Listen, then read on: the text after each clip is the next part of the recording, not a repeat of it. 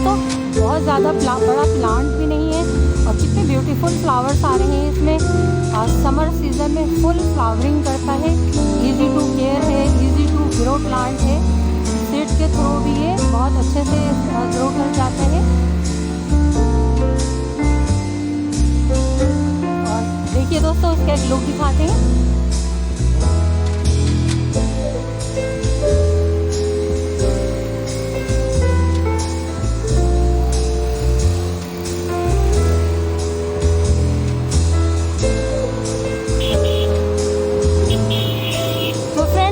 देने वाला एक बहुत ही ज़बरदस्त ट्री है ये, और फुल फ्लावरिंग करने वाला ट्री भी है, तो इसको भी अपने गार्डन में ऐड कर लेना चाहिए।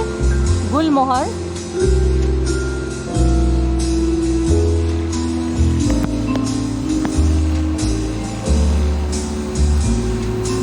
फुल सनलाइट में बहुत अच्छा ग्रो करता है। ये पार्क्स में लगा हुआ नज़र आता है, स्ट्रीट्स के किनारे नज़र आता है और मुख्तलिफ बिल्डिंग्स के बाहर भी नज़र आता है और अपनी ब्यूटी देता है।